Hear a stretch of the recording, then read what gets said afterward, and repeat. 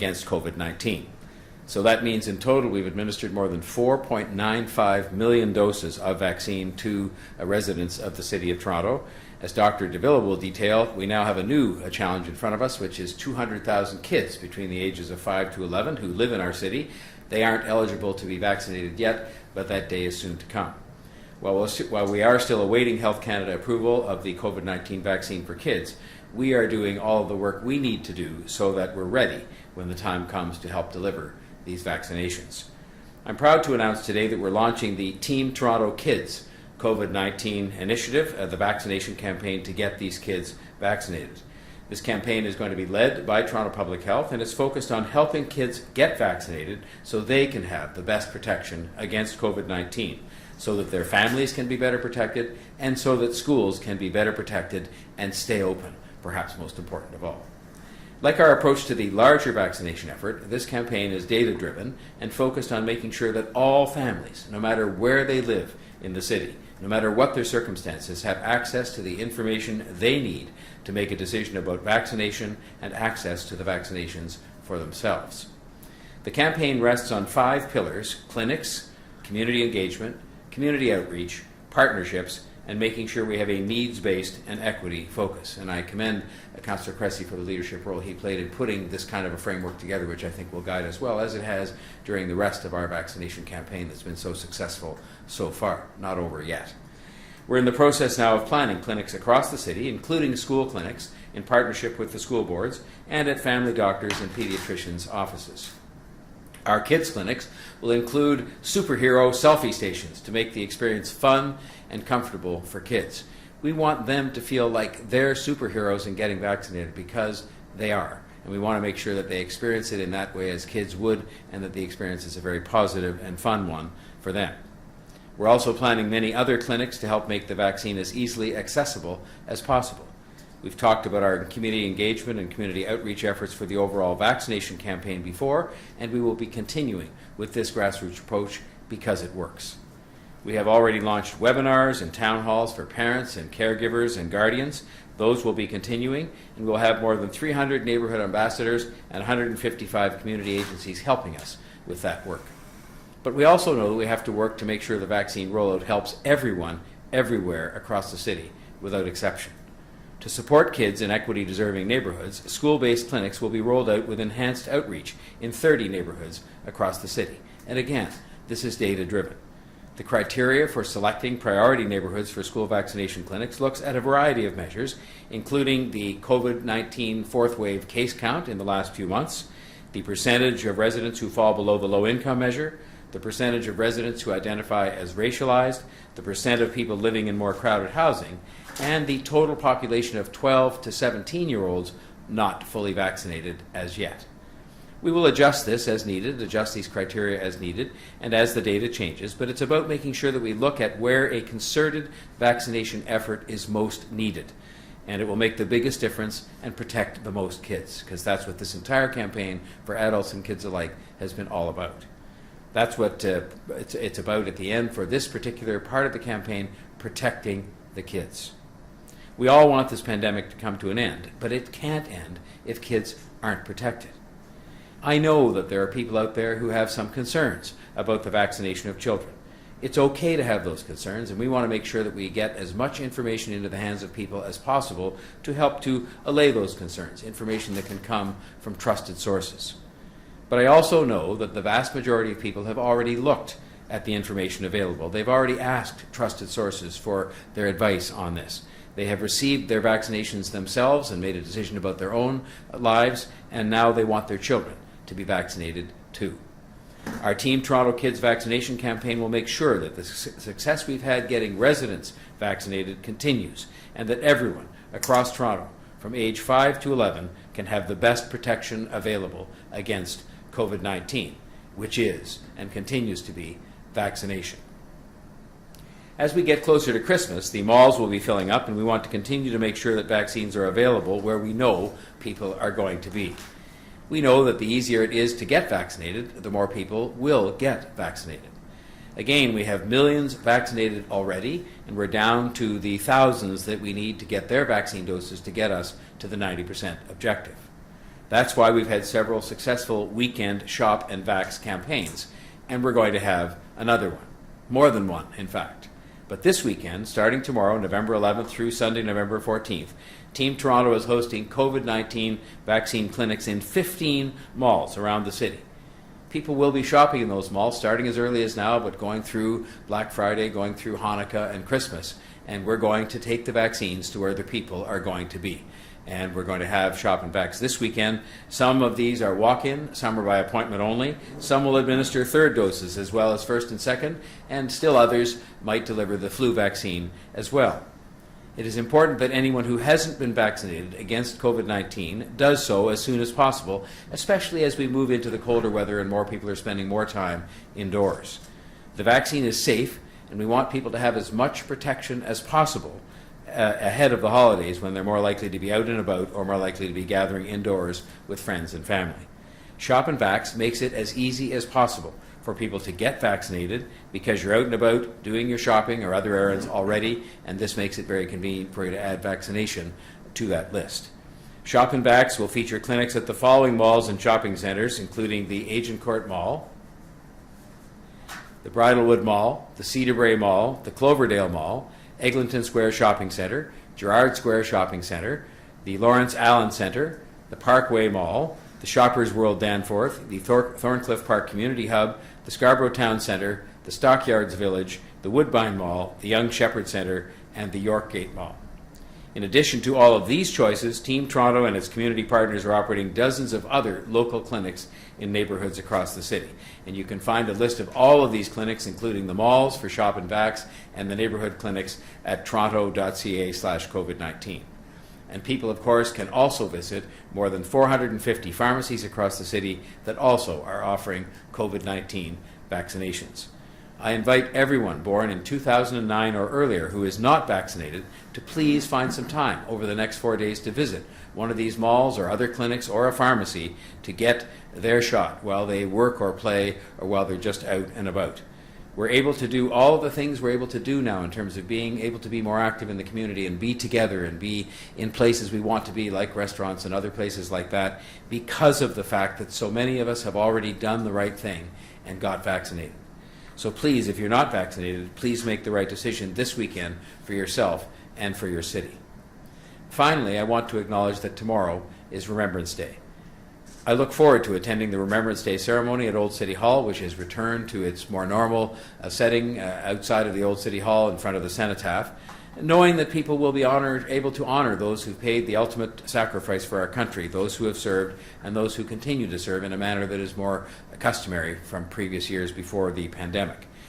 Remembrance Day services beyond the Old City Hall will also be held at the following locations: the Scarborough War Memorial, which is 90 years old this year, at Danforth and Kingston Roads; East York Civic Centre Memorial Gardens at 850 Coxwell; the Etobicoke Civic Centre Cenotaph at 399 the West Mall; the York Civic Centre Cenotaph at 2700 Eglinton Avenue West; and the Fort York National Historic Site at 250 Fort York Boulevard. We've come a long way since the last Remembrance Day, thanks to the vast majority of people following public health advice and getting vaccinated.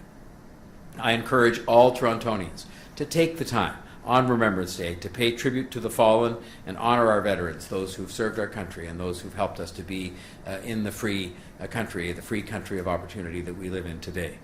Wear a poppy. Learn the stories of these men and women who served us. Take time to pause and remember at 11 o'clock in the morning, and if you're able to, please attend or watch one of the city's ceremonies. It is so important to remember. And now I'd like to ask Dr. Davila if she will speak more about the Team Toronto Kids Vaccination campaign and provide her report for today.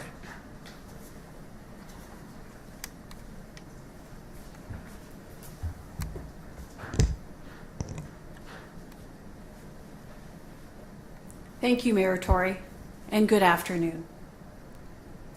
Today, you've heard about the details of our 5 to 11-year-old vaccination plan, a needs-based, data-driven, and equity-focused plan providing access to COVID-19 vaccinations to the more than 200,000 5 to 11-year-olds living in Toronto. We hope for and anticipate approval and delivery of the vaccine for this age group later this month. When the vaccines are available, Many parents and caregivers will want their children to be vaccinated as soon as possible, and we're prepared to meet that demand. We also expect that there may be some parents and caregivers who have some questions about having their children vaccinated against COVID-19. It is completely normal and expected to have questions about these vaccines. Some may even wonder if vaccination against COVID-19 is even required for their children. It's true that in general, children have a much lower risk of severe outcomes and hospitalization compared to adults after contracting COVID-19, even when exposed to the Delta variant. However, children in Toronto, specifically 4 to 13-year-olds, currently have the highest reported case rate out of any other age group in the city, and they have had since late this summer. And while severe outcomes for children are rare, they do happen. All over the world, children have been hospitalized, treated in the ICU, and tragically, some have died as a result of COVID-19 infection. Of those infected, a small number of children develop a life-threatening condition called multisystem inflammatory syndrome in children. Others may have lingering symptoms for months after infection. And unvaccinated children, even if they do not become very ill themselves, can spread the virus to family members, friends, and others they interact with regularly. In Toronto, we have seen how easily COVID-19 spreads within a household once one member becomes ill. Vaccinating the entire family against COVID-19, including children, is an important step to protecting all the members of the household, including elders and those with chronic health conditions. Like many of you, I've been watching the rollout of the 5 to 11-year-old vaccinations in the United States over the last several days. I noted that First Lady Jill Biden chose to attend an elementary school in Virginia to promote vaccine confidence and uptake, at the same elementary school where the first polio vaccines were administered. I think that was a fitting choice, not only because of the symbolic nature of the visit, but because vaccination so often relies on the partnership between public health and our colleagues in education. This has been true if we look at our collective efforts to battle childhood diseases in the past, such as polio, smallpox, and diphtheria. Education about vaccination is vital to ensure parents and caregivers have all the information they need to make informed decisions on behalf of their children. In order for a vaccine to be licensed for use in Canada, it must pass a rigorous process to demonstrate that they are safe and effective. As with all other aspects of the pandemic, the science is developing quickly. Only yesterday, a study was published in the New England Journal of Medicine on the effectiveness of COVID-19 vaccines for children. The available science confirms that vaccinating our children will protect them, their families, and our community against the virus. If you're a parent of a 5 to 11-year-old child and are unsure whether or not to vaccinate them against COVID-19, when you're able to do so, I encourage you to reach out to a trusted, knowledgeable source of information, like your pediatrician or your family physician. Please also take advantage of one of the many outreach and education opportunities that are being offered by Toronto Public Health and our Team Toronto partners.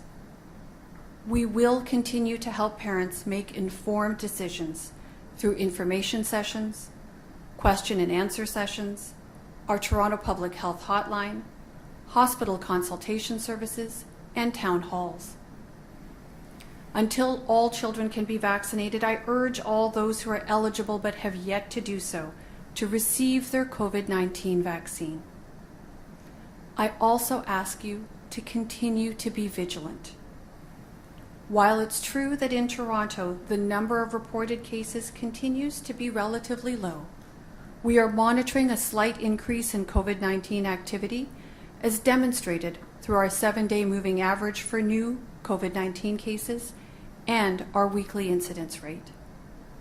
We are also seeing many jurisdictions around the province experience a rapid increase in COVID-19 activity.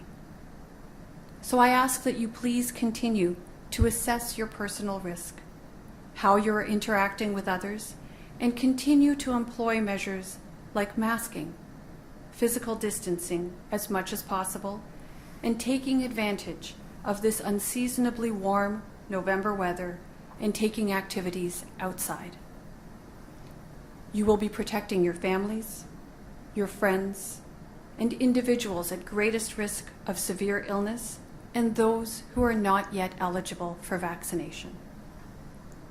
Through these measures, and of course, through vaccination, you will be doing your part to help bring this pandemic to an end. I'll now turn the podium over to Councillor Cressy.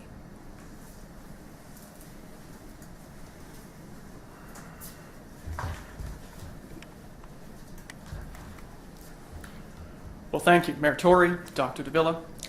Team Toronto Kids will be the largest kids vaccination drive in our country's history, and we're now ready to roll it out. Over the last year, we've developed many tools to run a successful vaccination campaign. We've also learned a lot of lessons along the way. Now, we're taking all of those tools and all of those lessons and putting them to work for our kids. So, Team Toronto Kids. First, it's about accessible clinics. We've learned that you need to bring vaccines directly to where people are, where they work, where they live, where they shop, where they commute, and where they hang out. With 200,000 5 to 11-year-olds in our city, the Team Toronto Kids campaign will include a multi-pronged clinic approach with clinics at schools, at hospitals, doctors' offices, and local community locations. It's about making sure that getting a shot is as accessible and easy as possible. Second, community engagement. We know that parents and kids will both have lots of questions about vaccination, and vaccine confidence is critical to vaccine uptake. That's why Team Toronto Kids includes webinars, telephone town halls, information hotlines, toolkits, and more. We're using every tool we have to make sure that families have every opportunity to ask those questions and get those answers. Third, community outreach. A successful vaccination campaign meets people where they're at. That's why Team Toronto Kids will use our community mobilization model to connect with families in their neighborhoods, in their schools, and in the languages they speak. Over 300 neighborhood ambassadors and more than 150 community agencies across our city will be on the ground, building trust and sharing info. The fourth pillar here is partnerships. When we talk about Team Toronto, well, Team Toronto is more than a name. It's actually how we succeeded throughout this entire vaccination campaign. Team Toronto Kids is no different. It's a huge team effort. And fifth, our fifth pillar is equity, bringing vaccines to the most vulnerable as quickly as possible. That's been our approach, a critical approach for vaccinating adults, and the same will be true for kids. When vaccines are approved, every single 5 to 11-year-old will be able to book a shot in our city. However, we've identified 30 neighborhoods to bring increased school-based clinics and outreach to. And the final piece here is we've learned an important lesson about fun. We're talking about vaccinations, we're also talking about fun. We've helped millions of Torontonians get their shots with DJs, live music, even events that set world records. Getting a vaccine is an act of civic duty. It's about protecting yourself and your city, but it should also be a celebration. It should be fun. And so with our Team Toronto Kids campaign, we're working to make clinics a fun and positive space. Our Team Toronto Kids logo is a family of superheroes. Clinics will have superhero selfie stations. Frankly, kids across Toronto will have a chance to roll up their sleeves and be a real superhero. In this immunization campaign, millions of Torontonians have already stepped up. Now it's our time, our collective time, to step up and protect our kids. That's what Team Toronto Kids is all about. With that, I'll turn the podium back over to Mayor Tory, and we'll open it up to Lavin to facilitate questions. Thank you, Mayor Tory, Councillor Cressy, and Dr. Davila. We will now take questions from the media. As a reminder, it's one question, one follow-up, and when we call your name, we will unmute you. We also do have staff on the line, Carlton Grant from MLS, and Janie Romoff and Howie Dayton from Parks, Forestry, and Recreation. First up, we have David Ryder from The Star. Go ahead, David. Good afternoon. First question for Dr. Davila. It sounds like in your messaging you've gone from, we hope that we'll have approval and administering vaccine within weeks until later this month. I'm hoping you can elaborate on exactly what you've heard and when you expect that these clinics with the selfie stations and everything else will actually be operating and kids will be protected. So David, thanks for the question. And at this point, we are November the 10th today, so a couple of weeks is pretty much close to the end of the month. I think we are still very much tracking towards the end of November, but of course that all rests with Health Canada. And what I trust is their very rigorous process. We certainly want them to make sure that they're doing the licensure process and that they're doing their review as rigorously as they always do. And we will, of course, be ready for them when they finish their review and approve the product. We're ready to go here on the ground, as you've just heard us speak to. Thank you. And I guess I'll follow up, I think, also for Dr. Davila, but maybe Mayor Tory if he wants to add anything, which is I've heard some commentary saying that with the daily cases rising again after a sustained drop, that maybe it's time to look at backtracking on not having capacity limits on indoor dining, having full sports stadiums. Is there a scenario in which, even if the province doesn't do it, that Toronto moves and looks at rolling back the clock a bit on the reopening? So, you know, David, I think we can safely say that throughout the entire course of the pandemic, our actions here at the city have been guided by data and the best available evidence. So I think the people of Toronto can come to rely on that Toronto Public Health and the City of Toronto will guide its actions in respect of the COVID-19 response based on the best available data and the best available evidence. And at this point in time, what that looks like is, as you just heard me say, continued vigilance on the part of Torontonians, as they have done for so many months now and have been so successful at. Keeping that distance, wearing the masks, staying home when sick, washing hands. You've heard this advice time and time again, but of course now what we have in our toolkit is vaccination. We have seen the incredible impact of vaccine, how much it has actually taken us, how much progress we've made over the course of the time that vaccines have been available, and soon we have the prospect of this really incredible and effective tool soon to be available to our 5 to 11-year-olds. So again, public health measures, vaccination of those who have yet to get vaccine now and are eligible, and vaccination of our children as soon as they are eligible to receive vaccine. This is what will see us through and get us to the other side of this pandemic. I don't know, Mr. Mayor, anything you wanted to add? I would only add this. We asked Dr. Davila, who's given us such balanced and professional advice throughout this pandemic, at the beginning of this fourth wave and when the Delta variant became a major issue, what should we be doing? What measures should we undertake beyond those that were in place at the time? And the response was that we should put the most effort we possibly could into getting people vaccinated, and that's exactly what we did. And I think we've done it well in the context of reaching out to different parts of the community, employing ambassadors, having clinics all over the place, and doing everything we could to take vaccines to the people. And I would say that for the moment, while we talk about this every day, we monitor this every day, we're advocates and also partners with the province in talking about this most days, if not every day, our top three priorities remain the same: vaccination, vaccination, and vaccination. And that's what we're going to continue with, as the Shop and Vax indicates, as the program for the kids indicates, because that is the single best thing we can do to keep numbers that are down where they are, together with people just exercising common sense and things they've learned and done so well over these many months. Thank you, Dave. Next up, we have Mark Douglas from City News 680. Go ahead. Thanks, Lavin. Question for Dr. Davila. So if I heard properly at the beginning, there were some audio issues, but if I heard properly at the beginning, I think the number was 84.5% now. of the city's eligible population is fully vaccinated against COVID. The goal, of course, has always been to get 90% of that population fully vaccinated. Is the climb to that goal of 90%, is that climb slowing down? Are we now getting some doubt that many people are willing to get both doses of vaccine?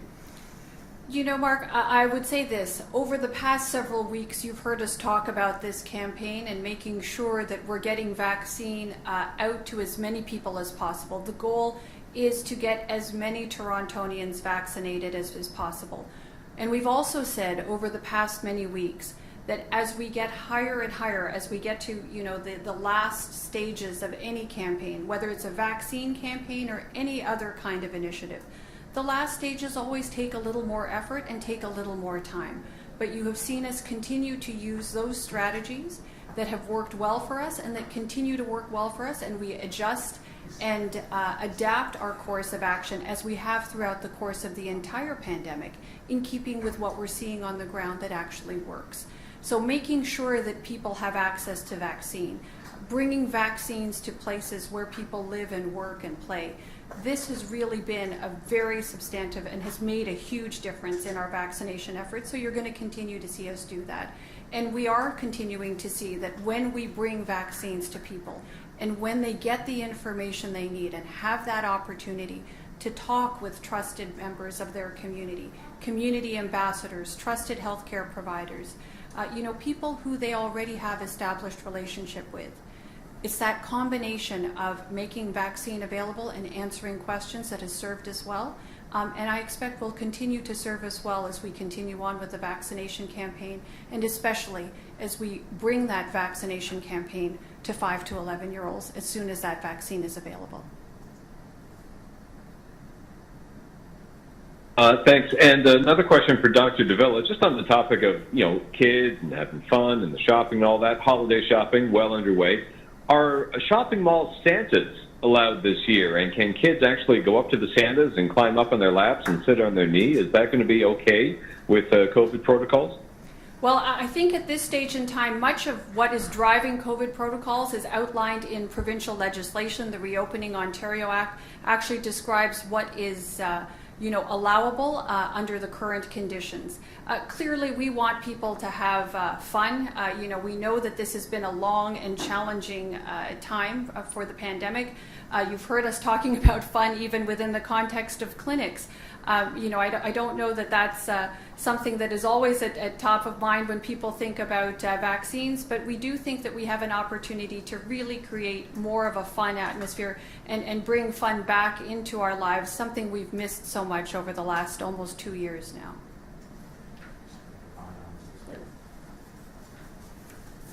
I actually, Mark, would like to just comment on the first part of the question, but I will say that there would probably be a number of kids out there who would welcome any opportunity not to get too close to Santa Claus, based on my own experience as a father and grandfather. I wouldn't want the impression to be left in terms of this whole business of things slowing down, as it were, that we're not achieving incredible success. We knew from the beginning, as you would know from a campaign that a company would use to get people to change their technology, or as you would know from the red and white health cards, and there's still some out there, as you would know from a fundraising campaign where the last dollars are the hardest ones to get in. We knew that the build it and they will come approach would work at the beginning because there were lots of people who wanted to flock to get vaccinated.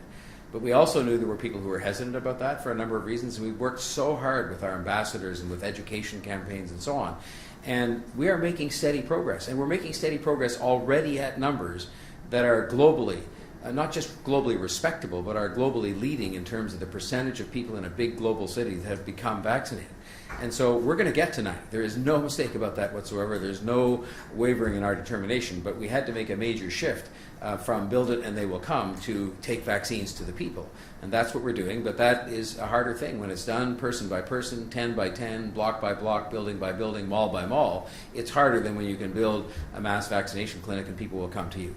And so I'm very optimistic about our prospects for getting to that goal, and I think that is the impression that people should be left with, because it's just the truth that we're doing very well thanks to literally millions of people who step forward and become vaccinated. Almost 5 million doses administered in this city alone so far. Okay, next up we have Miriam from Radio Canada. Go ahead, Miriam. Good afternoon. My question is for Mayor Tory. About childcare, Duckford says he is not in favor of side deals between the federal government and municipalities on this issue. At the same time, negotiations are not progressing rapidly enough for parents, and I understand there is a motion in front of a city council to know what options Toronto has to maybe partner directly with Ottawa if an agreement is not reached. So I'd like to hear Mayor Tory and perhaps Councillor Cressy on this. Well, I will just say my responsibilities, of course, are with the people of the City of Toronto and on their behalf in terms of the need they have for as much help as they can get to have accessible, affordable childcare. But I still think, notwithstanding that my job is as Mayor of Toronto, that it is preferable, highly preferable, for there to be a deal involving the entire province of Ontario. Because I'm mindful of the fact that, for example, so many of the people that work in our city day by day, in fact, live in some other part of the province, and they too need access and should have access to more affordable and more accessible childcare. And so I'll say what I've said before about these kinds of things when there's these supposed impasses between these governments, which is they should go in a room and they should agree to stay in there until they come out with a deal. Because from the standpoint of Ontario, these are billions of dollars that can be made available to our residents, really, in the end, for purposes of helping them with their childcare expenses.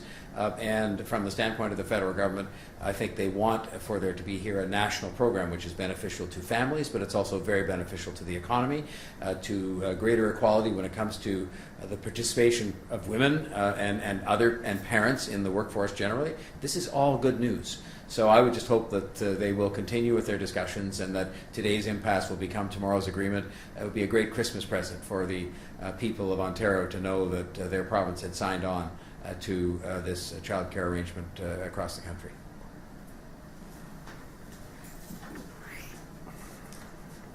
I would just echo Mayor Tory's comments in their entirety.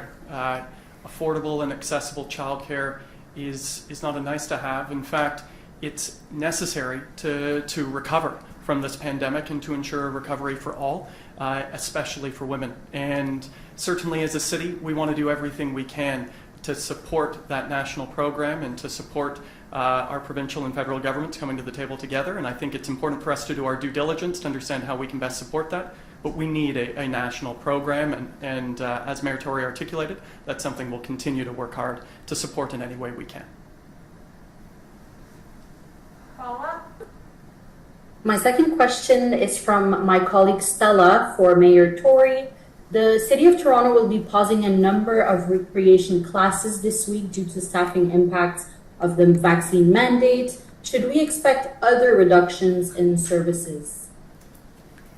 I really hope there won't be the need for any reductions, and even in the cases where there have been reductions, and I'll indicate how many there have been, we're in the process of looking for ways in which we can rehire and redeploy people so that we can keep as many of these programs going as possible. But at this moment, on account of some of the changes that have taken place by virtue of choices people have made about vaccination, we've had affected 69 out of 6,400 recreation programs. The total number of people enrolled in those programs affected at this point in time is about 400. That's out of more than 44,000 participants in the programs. And it also involves, just from the standpoint of the people that have made the choice they have, 40 staff out of a total of 3,000 part-time recreation workers. So that, I think, and the good news is that more than 90% of our recreation workers are fully vaccinated. So we're going to carry on trying to get people vaccinated. Again, our priorities are vaccination, vaccination, and vaccination in that order for our own staff team members as well as for the public. And as we continue to have success with that, we will have less and less impact on programs. And so we're planning to get back to full strength as opposed to any other kind of consequence. Thank you. And lastly, we have Adrienne from Citi. Go ahead, Adrienne. All right, thanks so much. My first question for Mayor Tory. This week's City News has been investigating whether or not Toronto bars and restaurants are enforcing the vaccine certificate mandate set out by the province. We've attended multiple establishments, and from the establishments that we've been to, the majority have not been enforcing the vaccine certificate mandate. Either they're not asking to see it, or they're not scanning the QR code, or they're not asking to see ID with the certificate. We sent your office our story from yesterday with some video that we captured of us going into restaurants. Wondering if you could respond to that, Mayor Tory, and respond to multiple restaurants. And some of these are large chains right in the downtown core that aren't checking vaccine certificates? Well, first of all, I'll say that my own personal experience, where I've probably been a dozen places at least since the vaccine proof has been required, my experience has been without fail. They have asked me for both my QR code since that's been available, and prior to that, the printout from the COVAX registration system and my identification. And I think that is the experience many people are having. I saw the report on City TV with respect to some places that weren't following that through, although in some places it seemed to take place in installments and so on. I think that all we can do is remind people, which we will do and continue to do, of the fact they have this responsibility to ask for both the proof of vaccination and the ID in order to make sure it's the same person. But we really have to rely on people as well, both people, the individuals, and the individual businesses, because in Toronto we have literally thousands of restaurants. It is not practical or possible that we're going to have somebody enforcing and making sure that enforcement is taking place at every single one of those places. I think people are doing a great job. I think when they've had to add this to their responsibilities, the small businesses, many of them in our city, are doing a fantastic job at getting this proof of vaccination. I think people are being incredibly cooperative. I've watched from some distance in some of the places that I've gone to, including some fairly big crowd scenes, and I haven't seen anybody pushing back and resisting. People are cooperating because they know it's in their best interest and in the best interest of keeping those businesses open. And I think the main reason I would advance, besides the fact it's the law and besides the fact it's about collective public health, is that the best way in which those very same establishments are going to stay open, without fail, is if they carry out this duty that they have to do for now of asking people for this proof. And I'm confident they will do that. We will remind them of that, and I think this story helps to remind them of that. So in that sense, I'm appreciative of it, but we're on top of this as best we can be, knowing we can't be every place at one time. Thanks. My follow-up question, which might be better answered by maybe Carlton Grant, who I believe is on the call, or perhaps Mayor Tory. When it does come to that enforcement, are you able to say how many tickets have been handed out to establishments that haven't been following the mandated vaccine certificate program? I'm talking about bars and restaurants and other businesses who haven't been asking for vaccine certificates and letting people in. Carlton, we've gone ahead and muted you, so you can go ahead. Thanks. Okay, thanks, Lavin, and thanks, Adrian, for the question. It's Carlton here. And I can first echo the comments of the mayor that I've had the same experience with attending restaurants that I've been asked for both my QR code and my identification, and also just confirm there's over 8,000 restaurants in the city of Toronto. We have, this is a joint enforcement effort between public health and MLS. Public health is really responsible for bars, restaurants, nightclubs, sporting events, concerts, movie theaters, and MLS is responsible for gyms, fitness clubs, and adult entertainment clubs. And as a group, we collaborate on this, and I guess since it's come into place, we've received about 900 complaints. And again, between public health and MLS, we've gone out and inspected over 1,336 of these. And so far to date, while we have not issued tickets or charges, we have issued a number of warning letters, 5 warning letters to different restaurants. But again, our objective is to work with these small businesses, inform them of their requirements, as the onus is on the businesses to check this information. And that's something we've been doing very actively. Okay, that's it for today, everybody. Thank you and have a great rest of your week.